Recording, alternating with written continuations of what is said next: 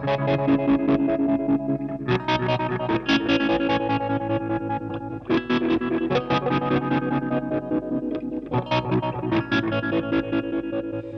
guys, just going to have a look at DC jacks, and in particular the switched DC jack. It's important to understand how that DC jack works, to understand how the offboard wiring scheme of a guitar pedal works. So before we do that, let's just take a look at a non-switched jack. You'll understand why they're called switched and non-switched soon, hopefully by the time we get to the end of the video. The non-switched jacks are the easiest. There's no switching inside. You plug your DC power in and you will get 9 volts on. You'll get depending on how the DC power is wired up, you'll get plus on one and minus on the other. So let's just whack that in there like this, and you can see I have them backwards because it's coming up with negative 9.99 volts.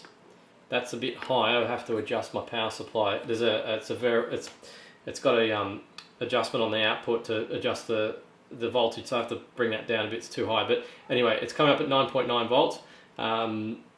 And that's the story with the non-switched jack. It's quite simple. The switched DC can cause some confusion because there is an extra as to how it works, because there is an extra lug on the output. There's an extra lug on the back of it. Now let's just pretend it's not. Let's just have a look at just straight up DC power. So when you plug your DC in, you'll get 9 volts across these two lugs. So the top lug and let me bring that in a bit for you so you can see it's a bit confusing. The top lug and the riveted lug that's kind of bent on a right angle, that is where you'll get 9 volts from a DC jack. So whatever you've got plugged in here, the voltage will appear across those two. So what's the extra one for? Well, if you've built a guitar pedal, you know you wire the positive of the battery onto this lug. So what's the point in that? Well, I've taken the liberty of destroying a DC jack. I actually got this one open really easy because it was quite old and brittle. It just kind of cracked. So you can see on the inside there's a little switching mechanism.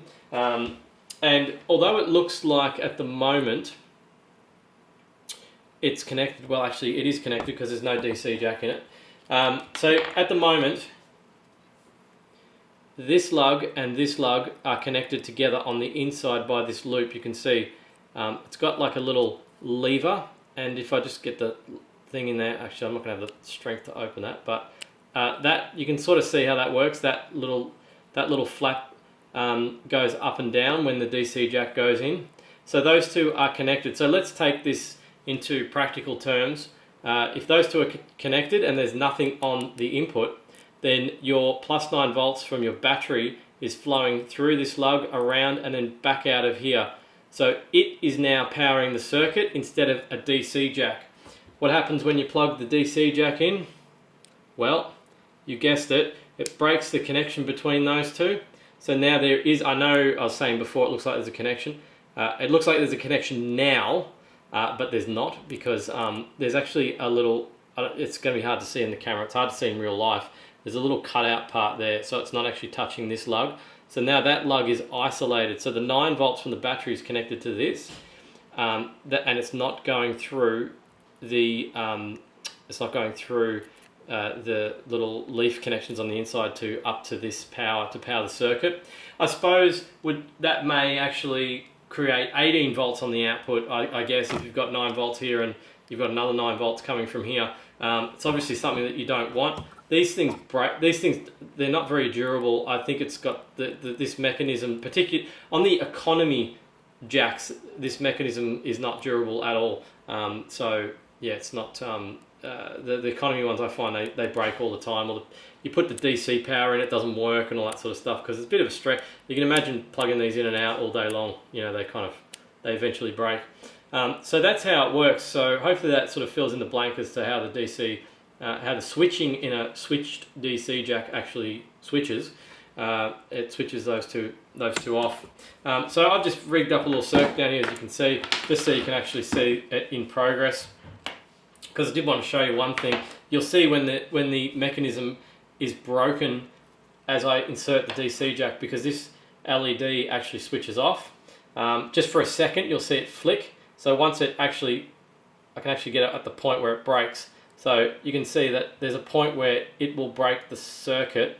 It's not getting voltage from the DC and it's not getting voltage from the battery. It's actually broken like that.